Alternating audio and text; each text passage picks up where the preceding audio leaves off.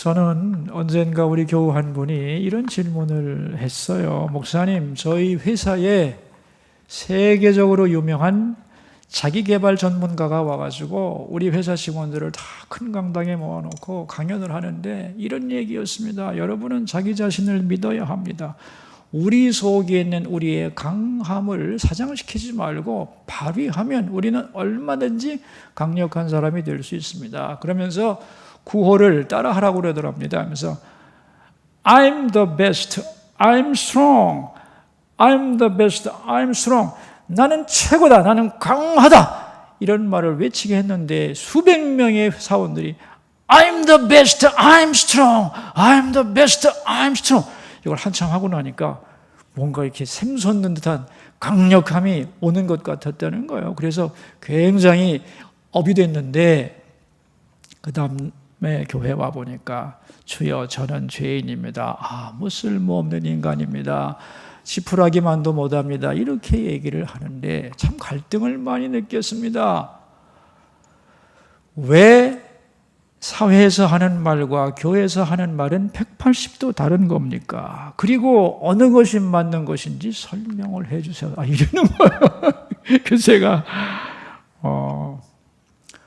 집사님, 하나님 없는 사람들은요 스스로 강해져야 합니다. 그러므로 그들이 나는 강하다라고 자기 암시를 통해서 자기를 강화시키는 것은 도움이 되는 겁니다. 그리고 대부분의 사람들은 어느 정도의 자기 비하 감정을 가지고 있기 때문에 그러한 작업을 통하여 어느 정도 치료가 되는 것도 사실입니다. 그러나 집사님은 신앙인이죠. 신앙인의 경우에 진정한 강함의 근거는 나라는 인간이 아닙니다. 하나님이에요. 그래서 성경은 말하는 겁니다. I'm nothing. I'm nothing. 나는 아무것도 아닙니다. I'm nobody. 나는 보잘것없는 인간입니다라고 왜 그러느냐 하면은 전능하신 하나님이 계시기 때문입니다. 내가 질문할 테니 대답하세요. I'm the best. I'm strong과 I'm nothing. I'm nobody. 둘 중에 어느 것이 더 맞는 것 같아요? 그랬더니만 가만히 생각하더만 I'm the best가 더 와닿는데요? 이러는 거예요. 그래서 제가 그럴 수 있죠. 그러나 그렇다면 집사님은 하나님이 원하는 방법으로 강해지지 않는 겁니다. 믿음은 있는지 몰라도 강함의 사고방식은 세상적이군요. 제가 그런 설명을 해드렸습니다. 여러분, 강함의 성경적 의미를 잘 알아야 됩니다. 왜냐하면 능력의 본질이 뭔가를 알아야 능력의 통로가 될 거 아니겠어요? 그죠? 강함이란 뭐냐 하는 거예요. 성경에 강하고 담대하라는 말이 굉장히 많이 나오는데 이 강하고 담대하라는 이 말이 히브리어로 하자크라고 하는 말입니다. 이 하자크란 말은 단단히 동여매다 착 달라붙다 그런 뜻이에요. 다시 말하면 하나님과 우리가 굳게 결속된 상태가 하자크인데 이걸 강하다고 표현하는 거예요. 비슷한 말로 이 다바크라고 하는 것이 있는데 이 다바크는 풀입니다. 풀, 고무풀 착 달라붙는 거 있죠. 그래서 이스라엘에서는요 다바크가 뭐냐면은 강력 본드 이름이에요. 그러니까 강하다고 하는 의미는 뭐냐 하면은 내가 강한 게 아니고 강한 것에 달라붙는다 그런 뜻이에요. 그게 성경의 강함의 기본 개념입니다. 예를 들면 이런 거예요. 여기 아주 얇은 종이 한 장이 있습니다. 이 종이 한 장은 얼마든지 구길 수 있고 찢을 수 있고 불에 태울 수도 있어요. 그죠? 왜? 얇은 종이 한 장이 뭐가 힘이 있겠어요? 아무 힘도 없죠. 그런데 이 얇은 종이가 이 강한 대리석에 완벽하게 붙어 있으면 말이죠. 그 종이를 찢을 수도 없고 불에 태울 수도 없고 마음대로 할 수도 없어요. 그렇죠? 그래요, 안 그래요? 그렇습니다. 왜 그렇죠? 종이가 강해진 걸까요? 예? 아니죠.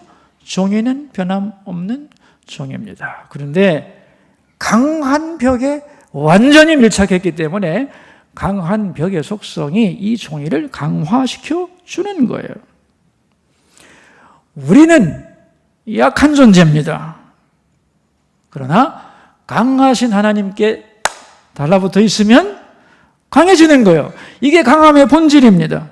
예를 들어보죠. 또 종이의 입장에서 한번 생각을 해보는 거예요. 종이가 말이죠, 강해지고 싶은 종이가 한 장 있어요. 나는 강해지고 싶은데 어떻게 할까? 그래, 나는 두꺼워져야 해. 두꺼워져야만 비바람도 이길 수 있고 불에도 견딜 수 있고 바람에도 날려가지 않을 수 있어. 그래서 스스로에게 말합니다. 나는 강하다, 나는 강하다, 나는 탄탄하다, 나는 두껍다, 나는 어느 종이보다도 강하다, 나는 폭풍우를 만나도 쓰러지지 않는 종이다 라고 아무리 암시를 해도 여러분, 그 종이는 종이일 뿐이에요. 맞습니까? 종이는 변한 게 없습니다. 내가 강해졌다고 생각하는 건 그의 착각이에요. 종이가 강해지는 비결은 뭘까요? 강한 것에 완전히 밀착하는 겁니다. 여러분, 이것이 성경이 말하는 강함이라는 것을 꼭 잊지 말기를 바라요. 성경에서 강하고 담대하란 말은 네가 원래 강하고 담대하고 그런 사람이기 때문에 너 자신을 알라, 너의 강함을 알라, 이런 뜻이 아닙니다. 반대예요. 너는 아주 약하다. 그러나 강하신 하나님이 너와 함께 하신다. 그러므로 그분을 믿고 바라보고 그래서 강해지라는 뜻이에요. 아멘입니까? 이 차이는 굉장한 거예요, 여러분. 성경에 보면은 우리가 약하다 그런 말씀을 엄청 많이 하세요. 그러면 성경이 우리를 약하다고 하는 이유는 뭐냐? 우리 기를 죽이려고 하는 거냐? 아닙니다, 여러분. 왜 성경이 우리 보고 약하다고 얘기하는가 하면은 우리가 약함을 인정해야만 강하신 하나님을 붙잡을 수 있기 때문에. 여러분, 내가 약하다고 생각하지 않으면 절대로 인간은 강한 것을 붙잡지 않습니다. 자기가 강한 사람은 마치 두꺼운 종이와 같아서 잘 안 붙어. 아시겠어요? 내가 약하다는 걸 알아야만 철썩 붙습니다. 그래서 약함을 인정해야 하나님을 붙들기 때문에 하나님은 약한 우리에게 사실을 얘기해 주는 거예요. 그리고 내가 아무것도 아니라는 걸 인정할 때 하나님과 나와의 관계가 정립이 돼요. 여러분, 하나님은 창조주고 우리는 피조물이잖아요. 그러니까 하나님 앞에서 우리 사이에는 뭐 좀 강하고 세고 뭐 파워풀할지 몰라도 하나님이 보실 때에 우리야 약한 존재죠. 그죠? 아무것도 아니에요. 그런데 이 약한 존재가 사랑을 받은 거예요. 그래서 존귀해진 거예요. 나 자체가 존귀해진 게 아닙니다. 사랑을 받았기 때문에 존귀해진 거예요. 그래서 이런 말이 있어요. 존귀하기 때문에 사랑받은 것이 아니고 사랑을 받았기 때문에 존귀해지는 거예요.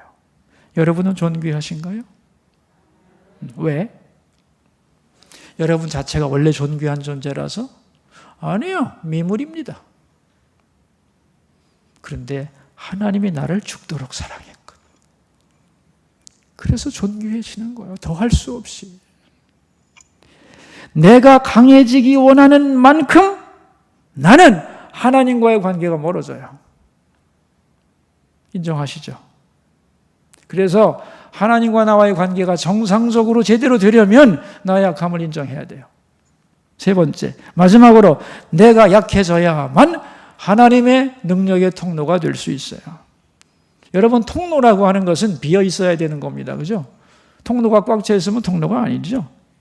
나의 약함을 인정할 때 약한 나를 통하여 하나님의 강함이 드러나는 거예요. 여러분, 내가 강하면 굉장히 좋을 것 같죠? 아니에요. 내가 강하면 강하신 하나님의 뜻을 따르지 않습니다. 내가 강하면 하나님 그러시면 안 되죠. 안 됩니다. 이렇게 강하신 하나님의 뜻을 거부하게 돼 있어요. 여러분, 모세가 40살에 애굽의 왕자였을 때 히브리 사람들을 구하려고 했죠. 굉장히 좋은 뜻을 가지고 있었어요. 그런데 사람 죽였어요. 그리고 도망자가 돼서 광야 40년을 헤맸고 80이 되었을 때 하나님이 80이 되었을 때 모세는 말입니다. 모든 가능성과 자기가 믿었던 자기 자신에 대하여 철저하게 포기를 했던 사람입니다. 다시 말하면 모세를 낮출 만큼 낮추되 그냥 밟아버린 겁니다. 완벽하게 모세를 부숴버렸어요. 약하게 만들었어요. 아주 무능하게 만들었어요. 그리고 나서 그를 부릅니다. 왜 그랬을까요? 여러분, 모세를 가장 약하게 하고 모세를 부른 이유가 뭘까요? 이게 굉장히 중요한 거예요, 여러분. 모세가 강하면 순종하지 않습니다. 여러분, 출애굽을 하려면 적당한 능력 가지고는 불가능해요. 그죠? 전무후무한 하나님의 능력을 이 세상에 보여줘야 돼요. 가장 강력한 이집트 제국에 인간이 상상할 수 없는 강력한 능력을 보여줘야 되는데, 그러려면 전능하신 하나님의 손길이 역사해야 되는데, 누가 그 전능하신 하나님의 능력의 통로가 될 건가? 이해할 수 없는 하나님의 명령에 대해서 지고집이 있는 인간은요, 절대로 따라가지 않습니다. 바다를 향해 팔을 펴라! 여러분, 할 것 같아요? 바다를 향해 팔을 펴라는데 아무도 없는 데서 펴보는 게 아니라니까 지금. 예? 모든 백성들이 보고 있는 겁니다 지금. 만약에 그게 안 되면 어떡할 거야? 싹 죽는데. 이게 팔이 저절로 나갈 것 같습니까 여러분? 그 하나님의 음성에 따라서 안 나갑니다. 도무지 안 나가는 거예요. 자기 고집 있는 사람은. 그래서 하나님은 언제나 하나님의 명령에 자기를 다 내려놓고 그 말씀 그대로 내 모든 이성과 판단을 내려놓고 그 말씀에 순종할 수 있는 사람이 필요한 거예요.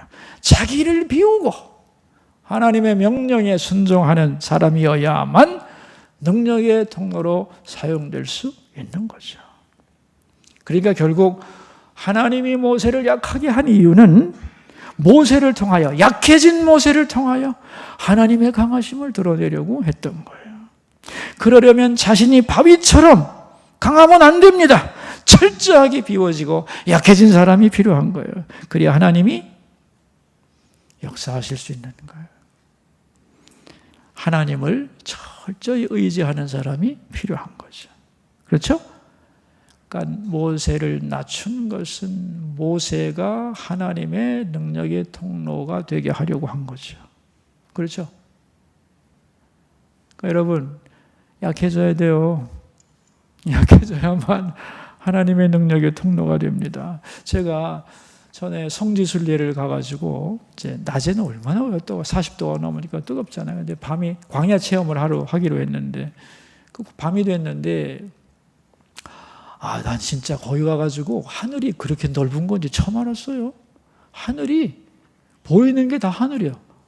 180도가 하늘이야. 그죠? 앞도 하늘, 뒤도 하늘, 옆도 하늘, 위도 물론 하늘이고. 그죠? 하늘이 무지하게 넓다는 걸 그때 알았어요. 그리고 바람이 불어오는데, 조금 전까지 그렇게 더웠는데 무지하게 추워지는 거예요. 그러면서 광야가 얼마나 살벌한 곳인가를 느꼈어요. 몸으로 막 체험을 하는 거죠.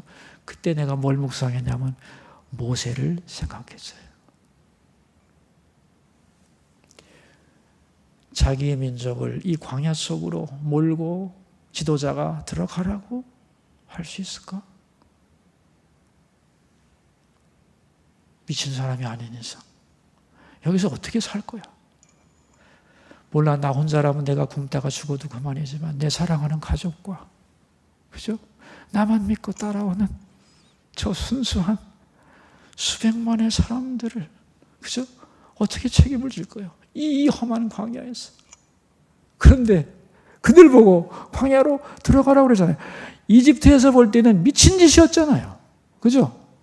근데 모세는 하나님의 명령을 받고 그리로 백성을 들어가라고 명령을 합니다. 그리고 내가 생각했어요. 내가 모세 입장에 섰다면 나는 했을까? 미안한데 나는 못할 것 같아.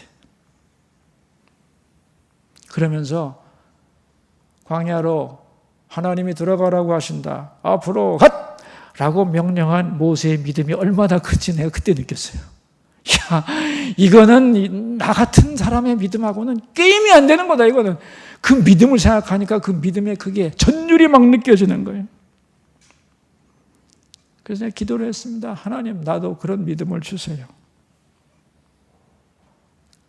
그리고 그만큼 내가 작아지게 해주세요. 하나님의 명령에 내 모든 걸 내려갖고 순종할 수 있도록.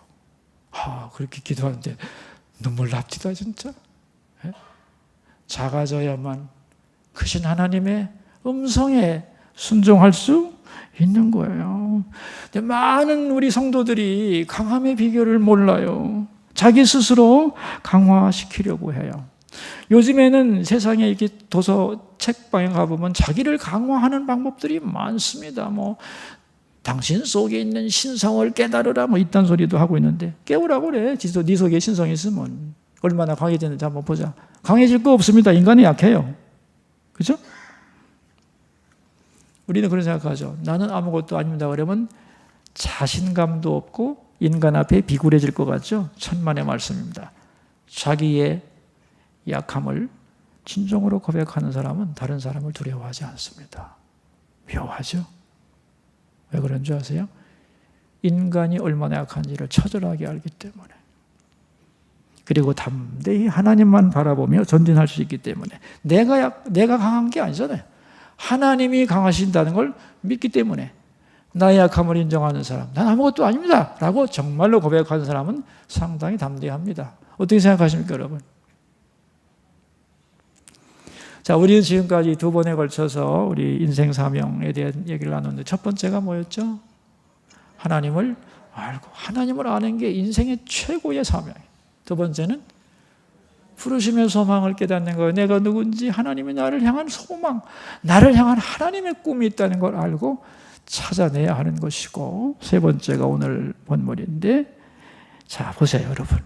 하나님도 알았고 부르심의 소망도 알았는데 이제는 그것을 이루어야 되겠는데, 문제는 그걸 이룰 수 있는 힘이 있어요, 없어요? 나한테 부르심의 소망을 이룰 수 있는 힘이 있어요, 없어요? 알긴 아는데 능력은 없도다, 이거잖아요. 그죠? 근데 능력 없으면 뭐 할 거예요? 아무것도 아니지. 꿈만 꾸다 마는 거예요. 그래서 세 번째가 필요한 거예요. 능력의 통로로 쓰임을 받으려면 약해져야 되는 거예요. 자, 근데 이 공식을 이제 이해하려면 우리 본문을 19절을 한번 우리 읽어보도록 합시다. 19절. 그의 힘의 위력으로 역사하심을 따라 믿는 우리에게 베푸신 능력의 지극히 크심이 어떠한 것을 너희로 알게 하시기를 구하노라 그랬어요. 여기 첫째 하나님은 어떤 분이냐면은 그의 힘의 위력으로 역사하심을 따라 우리에게 베푸신 능력의 지극히 크심이, 그러니까 하나님은 위력이 있네요. 그죠? 그리고 능력이 지극히 크시죠. 맞아요? 그래서 오늘 19절에서 말하는 건 뭐냐면 하나님은 능력이 무한하다는 거예요. 우리가 안 읽었지만 20절에 가보면 죽은 자를 살리는 능력이 있어요. 하나님의 능력은 전능하죠. 맞죠?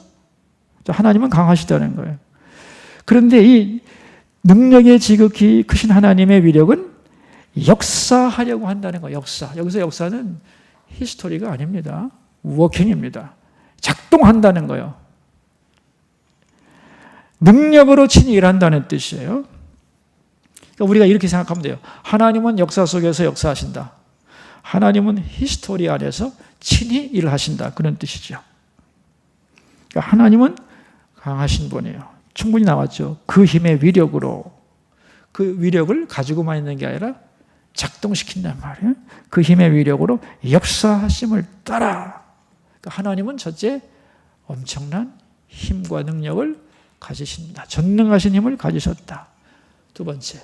그런데 그 전능하신 힘을 뭐 하기를 원하느냐 하면은 우리에게 베푸신 능력 그랬어요. 뭐 하기를 원하시는 분이에요? 능력을. 베풀기를 원하시는 분이에요. 하나님은 그 전능한 능력을 혼자 가지고 계시려고 하지를 않습니다. 뭐 하고 싶어 하신다고요? 베풀려고 그래요. 베풀려고. 나눠주려고 해요. 자녀들에게. 여러분이 많은 것을 이루고 성취하고 업적을 남긴 것을 누군가에게 주고 싶죠. 특별히 자식에게. 그죠? 내가 말이죠. 아들 없는 어떤 사업가를 보았는데 회사를 크게 키우더니만 별로 회사에 관심이 없더라고. 그래서 내가 물어봤더니만 나에게는 아들이 없습니다. 그러더라고요. 금방 알았지. 자기가 한평생 땀 흘려 일궈놓은 이 알토란 같은 기업 주고 싶죠. 누구에게? 자식에게. 받을 자식 있으면 행복할까? 행복하지 않을까? 아까울까? 아깝지 않을까? 예? 행복하겠죠? 그죠? 더 물려주려고 더 노력하죠. 그리고 다 주면서 기뻐하죠. 그게 부모의 마음이에요. 그 부모의 마음을 누가 준 거예요? 예? 하나님이 주신 거예요. 그러니까 하나님은 능력이 많으시고 전능하신 하나님이 그 능력을 어떻게 하기 원하신다? 예? 베풀기를 원하시는 거예요. 베풀기를. 어떻게 해서라도. 여러분 오해하지 마세요. 하나님은 어떻게 해서라도 내가 받으려고 하는데 안 주려고 도망가시는 분이 아니라 어떻게 해서라도 주려고 몸살을 앓는 분이라는 걸 믿으시기 바라요. 그럼 인생 바뀌는 거예요. 진짜 하나님에 대한 개념이 싹 바뀌어야 됩니다. 너무 부정적이에요. 하나님에 대해서. 아니에요. 하나님은 철저하게 주려고 하는 분이에요. 베풀려는 분이에요. 그래서 그렇기 때문에 하나님을 뭐 하느냐? 세 번째, 사람을 찾는 거예요. 어떤 사람을 찾을까요? 나의 능력을 받아서 잘 사용할 사람을 찾는 거예요. 누구에게 줄까 이거를? 받을 사람 손 들어봐. 안 나와. 이게 잘 안 나오는 겁니다, 여러분. 다시 말로는 능력의 통로가 될 사람을 찾고 있는 거예요. 축복의 통로가 될 사람을 찾고 있는 거예요. 여러분, 통로는 목적 자체가 아니에요. 통로는 과정이죠. 예를 들면 대통령을 만나려면 통로가 필요한데, 그렇죠? 누구를 통해서 대통령을 만날 거 아닙니까? 그 통로는 가운데서 잘 이어주는 존재잖아요. 그죠? 자기가 드러나지 않고 목적지에 잘 다다르게 하는 프로세스가 통로란 말이죠. 그러니까 하나님도 하나님과 세상이 만나게 하는 통로가 필요한 거예요. 하나님의 능력이 온 세상에 전해지기를 원하는데 통로가 필요한 거예요. 그 하나님은 그런 통로를 찾고 계시고 그런 통로되는 자에게 자기의 전능한 능력을 베풀기를 아주 기뻐하시고 그것을 받을 사람을 찾고 있는 거예요. 여러분, 성경을 잘 보면요, 하나님도 안 되는 게 있어요. 이건 하나님을 내가 축소시키는 게 아닙니다. 하나님도 마음대로 안 되는 게 있어요. 여러분도 마음대로 안 되는 게 있죠. 다른 건 다 잘 돼도 자식 문제 잘 안 되지. 똑같아요. 하나님도 이 사람 문제는 잘 안 돼. 하나님이 사람을 찾거든요. 누구를 찾는다고 그랬죠? 능력의 통로를 찾는데 믿고 맡길 사람이 없는 거예요. 여러분 성경을 잘 보세요. 얼마나 하나님이 사람을 찾는가. 온 세상이 다 망하는데 이 망하는 데서 구원을 받으려면 방주가 필요한데 이 방주를 만들려면 누가 필요할까요? 방주를 만들려면 누가 필요해요? 노아가 필요하지, 노아가. 그죠? 그 다음에 소돔과 고모라를 멸망시키지 않을 수가 없어, 이 죄에 대해서. 그런데 구원해 주고 싶어, 또 하나님의 마음은. 이 소돔과 고모라가 온전하려면 누가 필요해요? 예? 10명의 의인이 필요하지요. 그죠? 그래 안 그래요? 하나님이 필요로 하는 존재가 있어요. 이 백성을 출애굽을 시켜야 되겠는데 이 출애굽의 역사를 이룰 사람이 있어야죠. 누구요? 모세. 그래서 하나님이 모세를 기르는 거예요. 기르면서 기다리는 거예요. 근데 이게 삐딱해질 수도 있거든. 여러분, 가나안을 정복하려면 누가 필요하냐? 여호수아가 없으면 안 됩니다. 여호수아와 같이 철저하게 하나님 중심적으로 싸움을 이끌어갈 위대한 장수가 필요한 거예요. 그래서 하나님이 키우는 거예요, 그거를. 그런데 이게 하나님 마음대로 안 된다니까, 인간의 문제는. 그래서 여러분, 오늘도 왜 통일이 빨리 안 되나 이렇게 우리는 막 생각하죠. 하나님이 왜 안 하시나? 미안한데 그것을 이룰 하나님의 준비된 사람이 안 나와서 그래요. 어떻게 생각하세요? 하나님도 사람을 찾고 있다는 걸 이해하셔야 돼요. 난 그거 이해하면서 많이 배웠습니다. 우리가 얼마나 하나님이 찾는 존재인지를, 그리고 우리를 향하여 하나님이 얼마나 사모하며 부르심의 소망을 이루는 자가 되기를 원하시는지를. 그래서 하나님은 시대마다 사람을 일으키는데 그 시대가 그렇게 되도록 하기 위한 그 사람이 나오기를 기다리신 거예요. 길러 가시면서 제발 잘 커서, 제발 잘 자라서, 제발 이 시대를 바꿀 수 있는 사람이 나와주기를 기다려. 하나님의 뜻을 성취할 사람을 찾고 계신다는 거예요. 능력의 통로를 하나님은 찾고 계신다. 근데 그 능력의 통로라고 그러죠. 통로는 중간이라고 그랬죠. 하나님과 세상 사이에서 통로 역할을 하는 사람을 하나님은 찾고 있는 거예요. 자, 그럼 정말 하나님이 축복의 통로, 능력의 통로를 찾고 계신가? 그걸 말씀하는 성경 구절이 있는가? 찾아봐야지. 그래서 신약에서 하나, 구약에서 찾도록 하겠습니다. 구약에서 우리 출애굽기 19장을 보시면은 출애굽기 19장 6절입니다. 이 출애굽기의 중심 구절인데 출애굽기 19장 6절.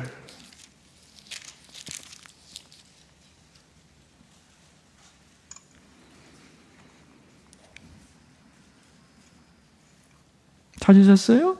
자, 우리 한번 같이 읽어봅시다. 너희가 내게 대하여 제사장 나라가 되며 거룩한 백성이 되리라. 너는 이 말을 이스라엘 자손에게 전할지니라. 이스라엘 백성들에게 뭐가 되래요? 제사장 나라, 거룩한 백성. 출애굽의 목표예요, 이게. 제사장 나라, 거룩한 백성이에요.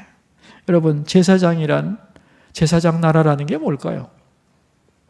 먼저 제사장이란 개념을 알아야 되겠죠. 제사장이란 존재는 어떤 존재예요? 하나님과 하나님의 백성 사이를 연결해주는 통로입니다. 통로. 폰티펙스라고 그러죠. 라틴어로. 이게 연결 통로라는 뜻이에요.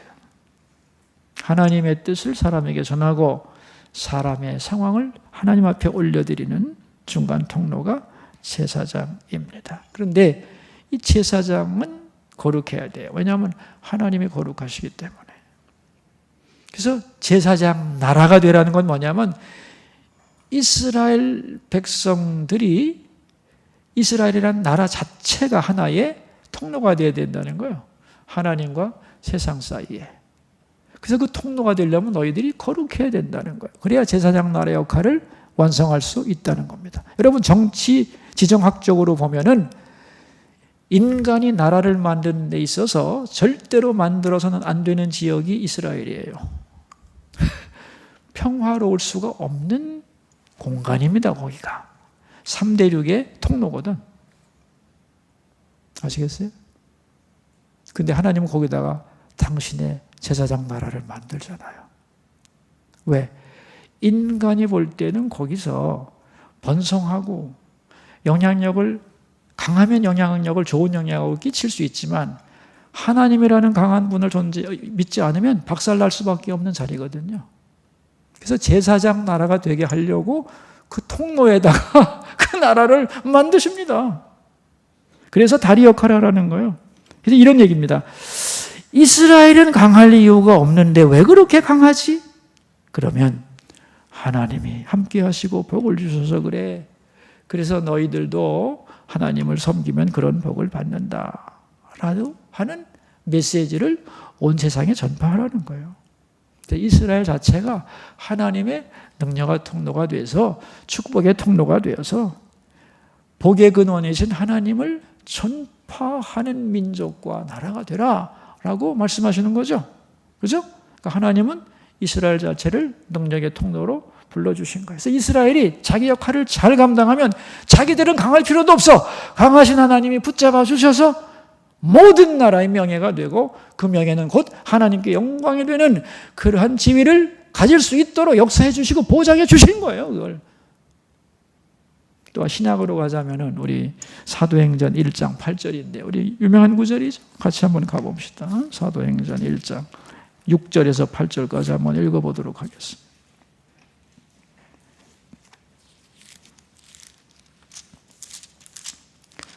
사도행전 1장 우리 6절부터 8절입니다. 함께 읽어보십시다.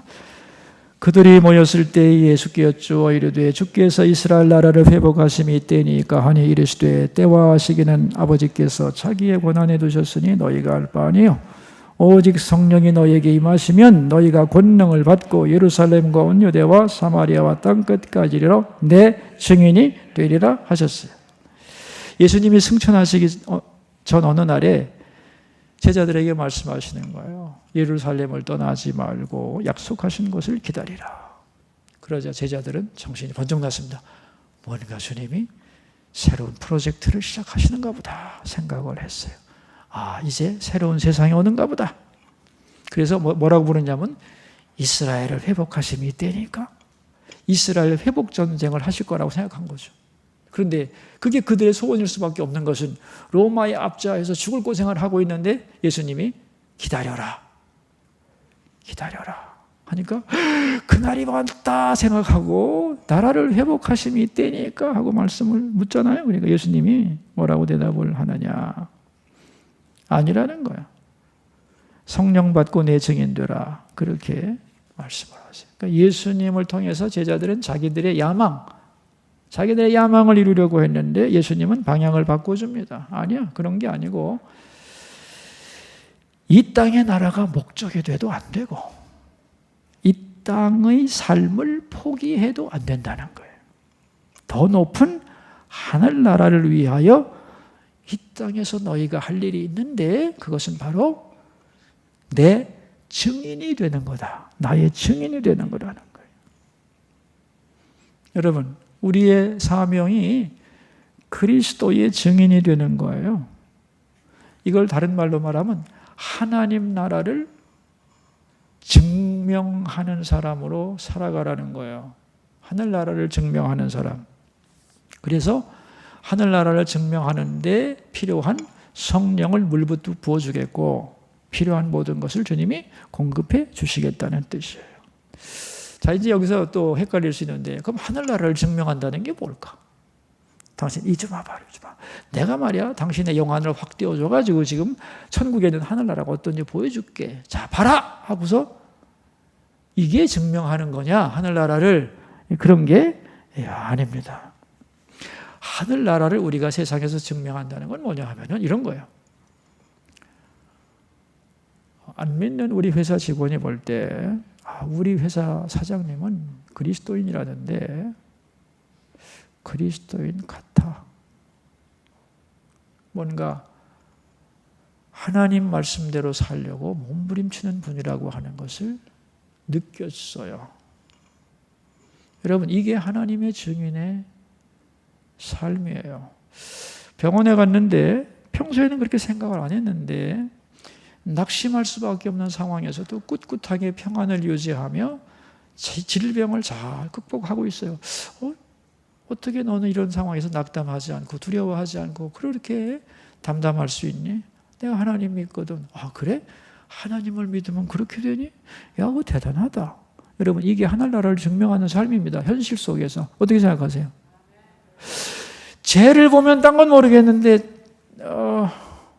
나도 예수 믿고 싶어져. 예수 믿으면 저렇게 살 수 있나? 그렇게 하나님과 하늘나라와 주 예수 그리스도와 그분의 존재와 신앙에 대하여 열린 마음을 가지면서 나도 저렇게 그런 삶에 동참하고 싶은 마음이 들게 만드는 것. 이게 하늘나라를 증명하는 거예요. 자, 구약에서는 뭐라고 그랬어요? 제사장 나라가 되는 거예요. 우리가 하나님과 세상을 이어주는 제사장 역할을 하는 것이고, 신약의 개념에서는 하나님 나라를 증명하며 사는 것이에요. 증인으로서 살아가는 거예요. 너는 슬픔도 많은데 고통 속에서도 늘 낙담하지 않고 행복하고 어떻게 그렇게 감사하고, 너 가만히 보면 흥얼거리고 노래 부르는데 찬송가를 부르더라? 여러분, 이게 가능한 얘기입니까? 세상 사람들이 볼 때 가능하지 않습니다. 우리는 어느 정도로 웃기는 사람들이냐면은 장례식에 가서 노래 부르잖아. 여러분, 이게 가능한 게 아닙니다. 하늘나라를 소망하지 않는 사람이 어떻게 부를 수 있어요, 그거를? 대단한 겁니다, 이거. 그 다 뭐냐, 그런 게. 하늘나라를 증명하는 것이고, 제사장 역할을 세상에 감당하고 있는 거예요. 그죠? 그래서 나 때문에 하나님을 알고, 믿고, 관심 갖고, 그분을 향해 나올 수 있도록 만드는 것. 아무개를 보니까 돈 벌어서 잘 쓰는데, 돈은 저렇게 쓰는 것인데 하나님이 주신 축복을 어떻게 쓰는가를 보면서 감동을 주는 것. 다 하나님 나라를 증명하는 삶이에요. 그걸 위해 필요한 능력을 하나님은 우리에게 베풀기를 원하시고, 그렇게 살아갈 사람을 하나님은 찾고 계시는 거예요. 다니엘이라고 하는 사람을 아시죠, 여러분? 다니엘이 이스라엘에 있을 때는 그렇게 잘 믿었던 청년이 아니었어요. 그런데 선지자들이 나라가 망한다는 얘기를 들었는데 귀다 듣지 않았는데 정말 그 말씀대로 되거든. 그러니까 하나님 말씀은 틀림이 없구나 생각하고 바벨론의 포로로 잡혀가죠. 잡혀가면서부터는 이제부터라도 제대로 하나님 믿고 살아야 되겠다고 다니엘과 세 친구가, 그죠? 믿음의 삶을 살기로 결심하잖아요. 그죠? 그런데 이제 바벨론에 딱 갔는데 바벨론의 느부갓네살 왕이 자기를 상징하는 위대한 금신상을 만들어 놓고 절하지 않으면 풀무불에 집어넣는다나. 그죠? 그렇잖아요. 그런데 다니엘과 세 친구가 어떻게 했어요? 절 안 하겠다. 왜요? 나는 하나님을 믿기 때문에 절 안 한다. 하나님이 풀무불에 넣어도 우리를 살려주실 거야. 그러나 그리 아니하실지라도 우리는 절하지 않겠다. 그러니까 노발대발 해갖고 그분의 삶 반응이 풀무불을 평소에 7배나 뜨겁게 하라고 그래가지고 그 세 친구를 끌고 가던 사람이 그 열기에 타 죽을 만큼 뜨겁게 해가지고 3명을 집어넣잖아요. 그죠? 좀 이따 놀라운 현상이 벌어지죠. 3명을 던졌는데 왜 4이 있냐, 불 속에. 그래고 나오라고 그랬고 나왔는데 느부갓네살이 뭐라고 그럽니까? 그걸 보고 뭐라고 하냐면, 세상에 너희가 믿는 하나님은 진정한 신이라고 말하면서 바벨론의 모든 사람들에게 이스라엘이 믿는, 다니엘과 그 친구가 믿는 하나님을 섬기고 경배하라고 선포를 해서 조서를 내리죠. 그죠? 보세요, 여러분. 능력의 통로라는 게 뭐예요? 바벨론이라고 하는 그 당시 세계 최고의 국가에서 하나님의 이름이 높임을 받으셔요. 그죠? 이게 뭘 통해 이루어지는 거냐? 힘 있는 사람들에 의해서 이루어진 게 아니고요. 자기의 삶을 말씀 앞에 던지는 사람들을 통해서 이루어지는 거예요. 페르시아의 다리오 왕이 다니엘을 무척 사랑하고 아꼈는데, 다니엘을 제거하려고 정치적인 반대파가 왕에게 외에는 다른 어떤 신에게 기도하지 말도록 30일 동안 기도 금지 명령을 내리잖아요. 그죠? 다니엘은 그때도 기도했죠. 왜? 기도는 그쳐서는 안 되기 때문에 거기 때문에. 그래서 고발당해가지고 어디 갑니까? 사자굴 속에 들어가잖아요. 그러니까 그 다리오 왕이 너무너무 안타까워가지고 밤새 잠을 못 자고 있다가 다음날 아침에 슬피 울며 사자굴 옆에 가서 이렇게 외칩니다. 살아계신 하나님의 종 다니엘아, 내가 항상 섬기는 내 하나님이 사자들에게서 능히 너를 구원하셨느냐? 슬피 울면서 구원 못하셨을 거라고 생각한 거죠. 그때 다니엘이 말합니다. 네, 그렇습니다. 하나님이 천사들을 보내어 사자들의 입을 막으셨나이다. 기뻐하며 굴에서 끌어냈죠. 참소하던 사람들을 사자굴에 던지자 그들이 몸이 땅에 닿기도 전에 사자들이 달려들어서 그들의 뼈까지 부숴버렸다는 거죠. 그래서 다리오가 조서를 씁니다. 내 나라 모든 백성은 다니엘의 하나님 여호와 앞에 두려워 떨지어다. 그는 살아계신 하나님이요 그의 권세는 무궁할 것이다. 페르시아에서도 하나님은 영광을 받으시네요. 그죠? 자, 보세요, 여러분. 하나님의 능력이 없는 게 아니에요. 하나님의 능력은 옛날이나 지금이나 똑같은데 문제는 하나님의 능력을 믿고 자기를 던지는 통로가 없기 때문에, 통로가 되는 사람이 없기 때문에 문제예요. 근데 그 통로는 강한 자가 아니에요. 우리는 언제나 약한 거예요. 강한 건 언제나 하나님이고 나는 통로일 뿐이에요. 많은 사람들이 스스로 강해지려고 해요. 람보처럼. 아닙니다, 여러분. 통로는 비워져야 되는 거예요. 통로는 자기를 내려놓을 수 있어야 돼요. 여러분을 내려놓으면, 그리고 여러분이 하나님 앞에서 더 약해지면 축복의 통로가 됩니다. 여러분, 그림을 한번 생각해 보시겠어요? 여기 호수가 이렇게 있어요. 호수가 있는데 물이 찰랑찰랑 차 있어요. 근데 그 호수의 위에는, 상류에는 이루 말할 수 없는 어마어마한 수원지가, 마르지 않는 수원지가 있어요. 그 수원지에서부터 물이 흘러내려 이 호수에 찬 거예요. 그런데 이 호수가 뭘 원하냐면은 위에 있는 한없이 큰 물이 나에게 자꾸 들어오기를 원해요. 더 부어주세요, 더 부어주세요. 그래도 못 와요. 왜? 왜 못 올까요? 내가 흘려보내야 될 거 아니야. 이게 안 보내주는 게 아닙니다. 흘려보내지를 않으니까 받을 수가 없는 거예요. 축복도 똑같습니다, 여러분. 하나님이 안 주는 게 아니라니까. 내가 흘려보내질 않기 때문에 들어오지를 않는 거예요. 그런데 흘려보냈어. 많은 것을 흘려보내서 그 내 호수 밑에 있는 많은 토지와 그 많은 짐승들을 먹여 살리면 그건 다 나의 공로가 되는 거예요. 믿고 흘려보내야 되는 거예요. 그럼 여기서 수원지에서 끝없는 것이 공급될 수 있는 이 개념을 우리가 머릿속에 꼭 집어넣기를 바라요. 제가 수서교회 목사인데 수서교회 잠깐만 얘기를 하면은 2015년에 지금 본당을 건축을 했거든요. 근데 그 전에 구성전이 이렇게 있는데 구성전에 작아요. 아주 작은데 사부 예배를 드렸는데도 너무너무 좁은 거예요. 그래서 늘 성전 건축을 하기를 원했는데 이 강남 한복판에 땅이 없어요. 구할 수가 없어요. 그래서 좁은 걸 아주 그냥 할 수 없다 생각하고 그렇게 견디고 있었는데 어느 날 수예배가 딱 끝났는데 우리 장로님 한 분이 오셔서 목사님, 우리 저 교회 옆에 여기 저 땅이 저 종교부지로 나왔다는데요. 지인이 알려주더라고요. 목사님 알고 계세요? 내가 저도 모르는데요.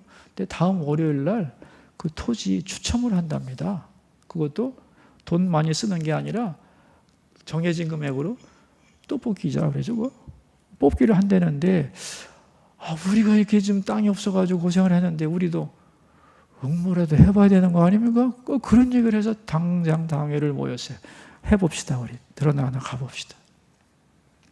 그 주일날 그 종교부지가 교회 옆에 바로 나왔다는 거를 알고 거기에 응찰하기로 회의를 했어요.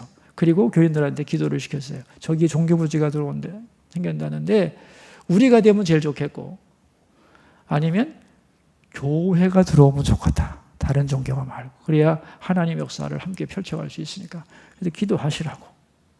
그랬는데 우리 교회가 38대 1로 당첨이 됐어요. 38대 1로. 그러니까 한 주 전에 알아가지고. 돈이 준비된 것도 하나도 없었어요. 그리고 하나님께서 성전을 그렇게 성전 부지를 주실 줄은 꿈에도 몰랐어요. 땅 한 평도 안 나오는데 땅값도 무지하게 싸게 나왔어요. 아무튼 자리도 너무너무 좋은 곳에 38대 1로 기적까지 됐어요. 그런데 뭐 돈이 있나? 그래서 이제 얼른 빌려가지고 땅값 주고 좀 있으니까 빨리 지래. 안 지면 벌금 낸대. 지어야 되겠다. 그래서 이제 부랴부랴 모임을 갖고 그래 보니까 우리 당회에 건축하자고 하는 결의를 한 적이 없어요. 왜냐하면 땅 사자는 결의는 했지. 근데 빨리 지라고 하니까 안 질 수가 없으니까 진 거지 뭐. 그런데 이걸 잘 한 푼도 없이 깨끗하게 잘 쳤어요. 그래서 헌당까지 아주 잘 마치게 됐어요. 정말 하나님의 기적 같은 은혜죠. 어떤 마음이 들었냐면 성도들 마음속에 이건 하나님이 밀어붙이시는 것이니까 우리가 순종해야지. 이제 이런 컨센서스가 성도들에게 다 생긴 거여서 불평 없이 한 푼도 없었지만 충분히 채워져서 헌당을 딱 하니까 너무너무 감사한 거예요 이게. 그래서 우리도 하나님께 감사헌금을 드립시다. 근데 하나님이 헌금을 받으셔야 말이지. 그래서 건축헌금이 100억이었으니까 100억의 11조를 한국교회에다 내놓읍시다. 한국교회. 제가 그 말을 딱 했는데 장로님들이 멋집니다 목사님. 그렇게 합시다. 바로 결정이 됐어요. 그래서 한국교회 10억을 내놓기로 했는데 제가 그걸 어떻게 써야 되겠다 생각했냐면은 어려운 노회에 가가지고 개척교회 할 그 많은 그런 지역이 있잖아요. 거기 노회 가가지고 우리가 땅을 사줄 테니까 모금을 좀 해가지고 교회를 지세요. 그럼 우리도 또 헌금을 또 보태서 하겠습니다. 그러면 거기다 교회를 지고 어려운 교회들이 거기서 시작하고 또 가고 또 시작하고 가고 이런 기지가 있으면 얼마나 좋겠느냐 그랬더니 별로 관심이 없더라고. 자기 일이 아닌지. 그래서 몇 군데를 찾아다녀가 제가 낙담을 하고 안 되겠다. 공모를 해서 이 돈을 잘 쓸 수 있는 곳에서 가지고 가라. 하나님의 이름으로. 그래서 몇백 군데가 들어와가지고 심사를 다 해서 결국은 어디가 가지고 왔느냐. 여명학교라고 탈북자 아이들을 교육시키는 학교에서 그거를 가지고 가게 됐어요. 제가 그런 과정에 직접은 관여하지 말고 다 우리 교인들이 했지만 마지막에 심사하는 보고를 들으면서 배운 게 뭐냐면은 이게 주고 싶어도 받을 사람이 많지 않다는 걸 알았어요. 돈 주면 잘 써볼게요 이런 것이지 그동안에 작은 것이라도 성실하게 잘 사용해서 마음 놓고 줄 수 있는 교회가 많지 않다는 걸 제가 깊이 느끼고 하나님도 그러시겠다 그런 생각을 했습니다. 제 마음속에는 어떤 생각이 있었냐면은 내 배가 부르려고 더 달라고 하는 것에 대해서는 하나님이 주실 수가 없겠구나. 왜? 썩을 수밖에 없으니까. 제 표가 뭐냐면은 아끼고 아껴서 아낌없이 주자입니다. 우리 교인들이 다 공유하고 있어요. 그래서 우리 교회가 하나님의 축복을 나눠야 되기 때문에 바로바로 그래서 이제 11조 그렇게 하고 그 다음에 우리 교회가 매년 이제 하고 있는 게 뭐냐면은 미자립 교회를 어떻게 자립시킬 건가. 그래서 미자립 교회들이 나름대로 꿈과 소망을 가지고 어떻게든 자립하겠다고 하는 의지를 가지고 목사님의 재능과 지역사회의 특성을 살려서 자립하는 교회가 되기 위해서 노력을 하는데 미천이 부족하다면 그 미천을 1억씩 대주겠다. 그래서 교회 공모를 해가지고 받고 있어요. 그리고 지금 또 뭐 하고 있냐면 공유교회라고 해서 지금 교회들이 너무 어려워가지고 쫓겨나는 교회들이 너무 많아요. 그래서 교회 공간이 없기 때문에 아주 교통이 좋은 지하철역에다가 깨끗한 사무실을 얻어서 예배실을 잘 만들고 찬송가까지 다 붙바이장에 넣어놓고 아무든지 와서 예배드릴 수 있는 어려운 교회들이 들어와서 교회를 사용할 수 있는 그런 공유교회 프로젝트를 하고 있어요. 이런 걸 다 왜 하느냐 하면은 간단해요. 우리가 죽을 때 가지고 갈 것도 아닌데 여러분 돈이 있다고 내가 돈 가지고 갈 건 아니잖아요. 하나님 앞에. 그걸 어떻게 썼느냐 하는 돈과 나와의 관계만 가지고 가는 거잖아요. 그죠? 주신 것을 얼마나 잘 썼는가 그것이 상받는 것인데 하나님의 영광을 위해 쓰자 그럼 하나님이 채우시지 않겠는가 그거예요. 저는 많지는 않아요. 우리 교회가 뭐 부자도 아니고. 그러나 아낌없이 흘려보내려고 합니다. 뭘 믿기 때문에. 예? 이 커다란 수원지는 항상 공급을 원하고 있는데 내가 부어준 이 호수가 다른 지류로 보내지를 않아. 모아만도. 그럼 안 되는 거죠. 부지런히 보내야 되는 거죠. 왜? 축복의 통로가 되라고 했잖아요. 능력과 축복의 통로가 되라고 그랬잖아요. 하나님은 능력도 부어주신다니까요. 강한 능력을 베풀기를 원하신다고 그랬죠. 하나님이 가지고 계시지 않은 게 뭐가 있어요? 다 가지고 계시지. 저는 사실은 목회를 지금 수석에서 30년째 하고 있습니다만 어려울 때 왔었지만은 한 번도 돈 걱정을 해본 적이 없어요. 왜? 돈은 내가 버냐? 목사는 돈하고 상관이 없지. 쓰는 사람이지. 주기는 하나님이 주시겠지. 문제는 하나님이 기뻐하시는 일에 쓸 건가만 생각하면 되지. 그래서 쓸 일을 많이 만들었어요. 그리고 아낌없이 보냅니다. 뭐 어떡하겠어. 하나님이 채워주시겠지. 항상 그런 마음을 가지고 살아가고 있습니다. 하나님이 채우시는 거예요. 공급은 하나님이 하시는 거예요. 우리는 통로가 되면 되는 거예요. 아멘이죠. 아주 유명한 성경 구절이 있죠. 고린도후서 12장에 보면 사도 바울이 육체의 질병이 있어가지고 그걸 낫게 해달라고 3번 기도하죠. 3번. 그죠? 3번 기도해요. 그 3번이란 40일 기도를 3번 했다는 뜻이니까 기도 많이 한 거예요. 그런데 주님의 응답이 왔어요. 고린도후서 12장 9절인데 제가 읽어드릴게요. 나에게 이르시기를 내 은혜가 내게 족하도다. 이는 내 능력이 약한 데서 온전하여짐이라 하신지라. 그러므로 도리어 크게 기뻐함으로 나의 여러 약한 것들에 대하여 자랑하리니 이는 그리스도의 능력이 내게 머물게 하려 함이라. 자, 여러분, 바울은 가시를 없애달라고 했는데 하나님은 내가 너에게 준 은혜가 족하다는 거예요. 왜 내가 너를 약하게 했느냐 하면은 네가 평생 능력의 사람으로 살아갈 수 있도록 하기 위해서라는 거예요. 왜 아픈 것이 주님의 능력이 함께하는 비결일까요? 바울은 그걸 깨닫고 기뻐했대요. 약한 것에 대해서. 맞아. 이 약한 것이 은혜구나. 왜요? 강하면 자기 힘으로 하죠. 약해. 하나님이 도와주시지 않으면 설교 1시간을 할 수 있는 건강이 없어. 하다가 쓰러져. 그러니까 뭘 하겠어요? 하나님을 붙들겠죠. 간절히 붙들겠죠. 하나님 붙드시겠죠. 하나님을 붙드니까 하나님 붙잡아 주시겠지. 그죠? 붙잡아 주셔서 하나님의 능력이 바울을 떠나지 않겠죠. 그래서 하나님은 바울이 능력의 사람으로 평생 살 수 있도록 바울에게 뭘 줬어요? 약함. 가시를 줬어요. 가시를. 그래서 이제는 그 가시가 질병이 저주가 아니라 은총이라는 거 알고 감사했다는 거예요. 여러분, 이게 강함의 본질이에요. 여러분들 중에 혹시 약하다, 하나님이 나를 좀 약하게 하시는 것 같아, 그러면은 실망하지 마세요.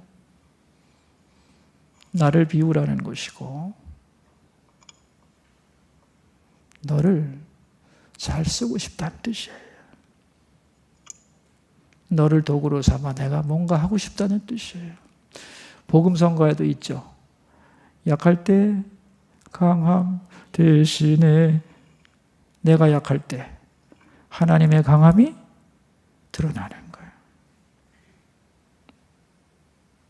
우리는 우리 자신이 그릇인데 강해지기를 원해서 쇠그릇, 철그릇, 망치로 때려도 부서지지 않는 그릇이 되기를 원하는데 우리는 원래가 질그릇입니다. 사도 바울이 뭐라고 그러냐면은 그릇이 너무 강하면 안 돼. 그릇이 잘 깨져야 돼. 그래야 네 속에 있는 보화가 드러나지. 그렇게 말씀하잖아요. 그죠? 그러니까 여러분, 내가 강해지면 하나님의 영광을 못 받아요. 내가 약해지고 잘 깨지고 내가 손해보고 낮아지고, 여러분, 그것이 기독교의 본질이고 십자가의 원리입니다. 기독교인들이 약해서 능력이 안 나타나는 게 아니라 기독교인들이 너무 강해. 자기 고집이 너무 세. 자기 생각이 너무 강해서 성령의 감동에 순종을 못해. 듣지도 못해. 여러분이 더 약해져야 되고 더 많이 죽어야 돼요. 그래야 하나님의 음성을 잘 듣고 자기 고집 안 부리고 성령이 주신 명령에 따라서 순종할 수 있고, 그럴 때 여러분은 능력의 통로가 될 수 있는 거예요.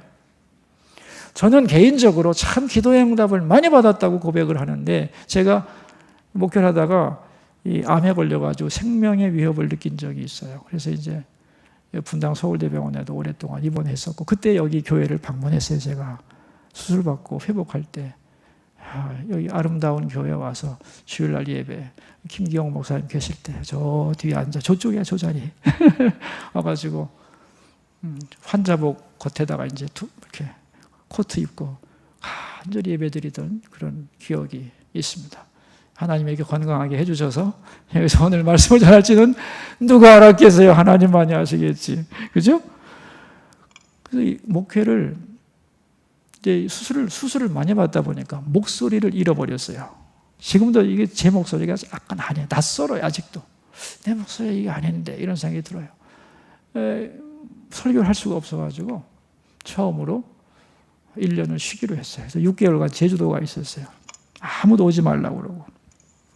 그리고 이제 딱 1년이 되는 주 다음 해에, 그러니까 이제 제주도 가서 한 6개월간은 산속에 걷고 바닷속에 들어가서 이렇게 피곤을 풀고 잠자고 이렇게 해서, 산이 좋긴 좋더만요. 햇빛을 받으며 숲을 거니면서 잘 회복을 해서, 또 이제 원래회도 있고 뭐 당회도 있으니까 그건 하고 설교는 못 했는데, 딱 1년 만에 설교를 내일 이제 하는 토요일 날이야. 자, 내일이 주일인데 오늘 밤에 기도를 하는 거예요. 하나님, 1년 만에 다시 강대성에 서니 얼마나 감격스럽겠어요. 그죠? 몸이 회복돼서 서는데. 그래서 제가 기도를 했어요. 하나님, 내일 말씀을 전할 때 은혜를 부어주시고, 두렵습니다. 1년 만에 설교하니 너무너무 두려워요. 내가 늘 설교하던 강대성이 너무너무 두려워요. 내게 용기와 담대함을 주시고, 성도들이 또 얼마나 기대를 하겠어요. 저 사모하는 영혼들에게 필요한 말씀을 꼭 부어주시고 나를 강하고 담대하게 해달라고 기도를 절실하게 진짜 하고 있는데, 내가 주님의 음성을 똑똑히 들었습니다.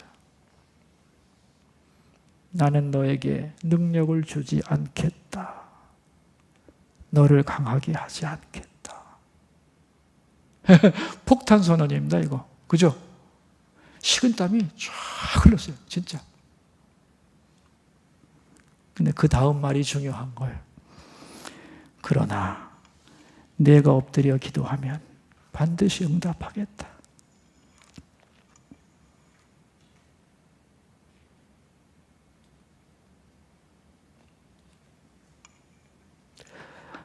내가 엎드려 기도한 만큼만 은혜와 능력을 부어주겠다 였어요. 저는 그때 그 말의 의미를 확실히 알았습니다. 그래서 이렇게 대답을 했습니다. 주님, 맞습니다. 저는 기도하지 않을 만큼 강해지기를 원하지 않습니다. 저는 기도하지 않으면 안 될 만큼 약해지기를 원합니다. 저를 약하게 해주소서. 그래서 언제나 주님을 붙잡고 살 수 있도록 만들어 주소서. 그렇게 기도를 했습니다. 그때 나는 알았어요. 하나님이 원하시는 것은 내가 강해지는 게 아니라는 것을. 나는 자꾸 약해지기를 하나님 원하신다는 것을. 그래서 하나님을 정말로 절실하게 붙잡는 종이 되기를 원하신다는 것. 그리고 그것을 통해서 하나님의 강함이 드러날 것이라는 것을 확실히 알게 되었어요. 그러면서 엄청난 자유를 얻었어요. 자유. 강하지 않아도 되는구나. 이 목사들에게는요, 그런 게 있어요. 강해져야 된다고 생각하고 만능해야 된다고 하는 그런 부담이 굉장히 많습니다. 그런데 깨끗하게 벗었어요. 하나님 원하시는 것은 강함이 아니라 약함, 자기를 비움, 하나님을 소망함, 간절히 붙잡는 것. 그때 하나님은 그를 통해 역사하신다는 것. 나는 드러나지 않고 하나님의 능력만 나타나는 것. 이것이 능력의 통로의 본질이라는 것을 확실하게 깨달았어요. 여러분, 능력이란 뭔지 아시겠죠? 보라고 이게 능력이거든 하고 화려하게 여러분 앞에 보여주는 기적이 아닙니다. 그런 방법으로는 하나님 나라가 이루어지지 않습니다. 나는 약해요. 나는 할 수 없어요. 그러나 주님의 말씀을 믿고 해보겠습니다 라고 나갈 때 거기에 역사가 일어나는 거예요. 다시 말하면 주님을 바라보고 나를 내려놓고 희생하고 수고하고 말씀을 붙잡고 가는 것이 능력이에요. 그게 능력이에요. 그래서 그 영국에 앤드루 모레이라고 하는 분이 있는데 이 앤드루 모레이가 얘기한 불가능한 것을 가능하게 하는 세 가지 공식이라는 게 있어요. 여러분도 외워두세요. 불가능한 것을 가능하게 하는 세 가지 공식. 재밌을 것 같죠? 1공식. 첫째가 뭐냐면 나는 못한다예요. 두 번째, 그러나 하나님은 하신다예요. 세 번째, 여러분이 만들어 보세요. 나올 것 같은데. 그러므로 나는 하나님 안에서 모든 것을 할 수 있다예요. 이거는 어디나 통용되는 공식이에요. 여러분, 예를 들면 어떤 단어를 한번 넣어볼까? 사랑이란 단어를 넣어봅시다. 사랑. 해야 돼. 필요해. 사랑이 내 마음대로 되나요? 안 되지. 그래서 나는 사랑할 수 없다가 먼저 나와야 돼요. 두 번째 공식이 뭐라고요? 하나님은 하실 수 있다. 그러므로 왜? 하나님은 사랑의 하나님이야. 사랑의 근원이시여. 사랑을 구할 때 주시는 분이야. 그래서 뭘 해야 돼요? 하나님은 하실 수 있어요. 그러므로 나도 하나님께 사랑을 구할 때 하나님이 나를 사랑할 수 있는 사람으로 만들어 가시는 거죠. 그죠? 그럴 때 하나님이 주시는 힘으로 사랑할 수 있죠. 그죠? 출발점이 뭐냐가 중요한 거예요. 출발점이 뭐예요? 나는 못한다예요. 이걸 인정해야 사랑의 하나님께 사랑할 힘을 구하지. 근데 나 할 수 있다고 생각하거든? 내 힘으로 사랑해보려고 하니까 복잡해지지. 불가능합니다, 여러분. 불가능해요. 그래서 불가능한 것을 가능하게 하는 세 가지 공식이, 자, 외워봅시다. 첫째, 난 못한다. 두 번째, 하나님은 하신다. 세 번째, 그러므로 하나님 안에서 나는 할 수 있다. 사랑할 능력을 주세요. 구하세요. 그리고 주님의 힘으로 사랑하려고 한 걸음을 내디디세요. 그러면 사랑하게 되는 거예요. 제가 아는 어떤 분이 미용사였는데 한평생 미용 기술이 참 좋아서 잘 했는데 나이가 되고 힘이 없으니까 이제 그만두고 주님을 위해 일을 해야 되겠다. 그래서 이제 뭘 하고 싶냐 했더니 선교를 하고 싶다고 그래서 이제 선교 훈련도 받고 뭐 훈련 단체에서 훈련도 받고 그러는데 뭐 나이 들어서 선교 훈련 해도 선교사로 갈 수는 없잖아요. 그저 간다는 게 1년에 한두 번씩 뭐 해외 선교 팀에 미용봉사 멤버로 가서 이제 하고 오는 건데 이제 그걸 가지고는 이제 성이 안 차는 거예요. 열정이 많으시니까. 그래서 고민을 많이 하시기에 제가 그랬어요. 내가 볼 때는 선교를 그렇게 하고 싶다면 지금까지 내가 하던 모든 기술과 은사를 다 포기하고 새로운 선교에 뛰어드는 것은 합리적이지 않은 것 같아요. 그러니까 지금까지 것의 연장선에서 선교하는 방법이 없을까요? 했더니 자기는 없다는 거예요. 그래서 내가 예를 들면 지금까지는 뭐 먹고 살라고 한 거지만 이제는 그런 문제 해결됐다면 기술을 가지고 있으니까 손님을 확 줄여서 조금만 받고 낮에만 조금 하고 몇 명 이상은 안 받고 그리고 값도 확 내리고 그래서 몇 사람 단골이라든가 기술을 가지고 발휘할 수 있는 그런 걸 가지고 사람들이 올 거 아니냐. 그럼 오는 사람들하고 대화 나누면서 전도를 하면 좋지 않겠나. 그런 얘기를 해줬어요. 이분이 그렇게 했어요. 지금까지는 몸이 상하도록 일을 했는데 이제 그렇게 할 필요가 없잖아요. 뭐 5명만 하겠다. 그럼 5명만 하면 되잖아요. 그죠? 뭐 가게도 클 필요도 없고.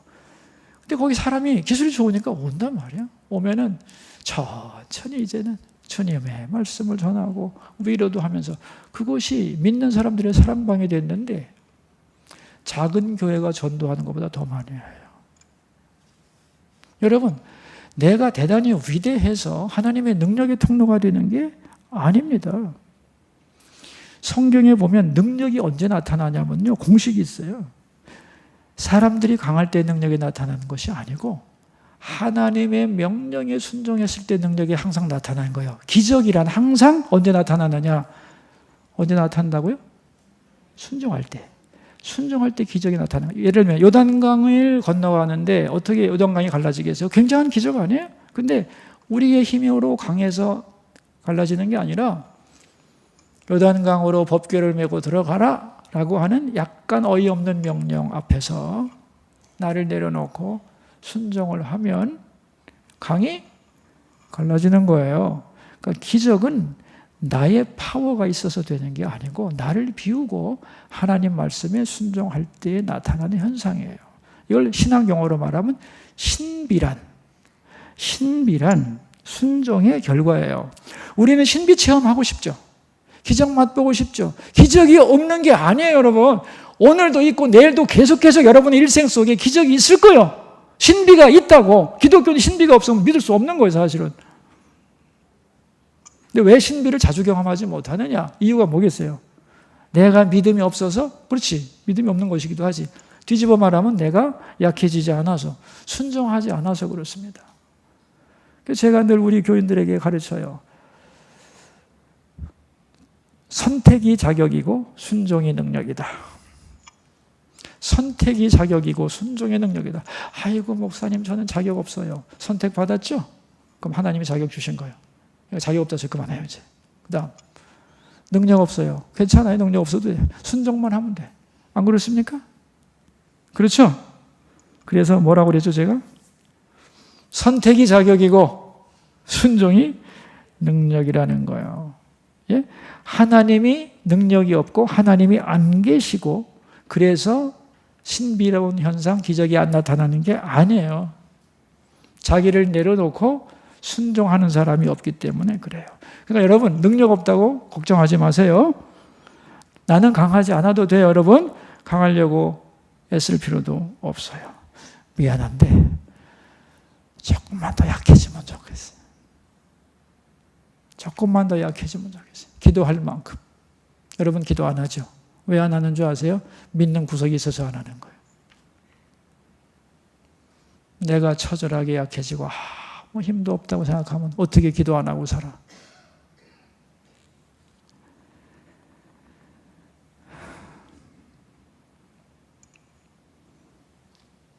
사람들이 인생의 주도권을, 통제권을 갖고 싶어서 이렇게 돼야 된다, 저렇게 된다 생각을 많이 하는데 여러분 인생은 내 마음대로 되는 거 아니에요.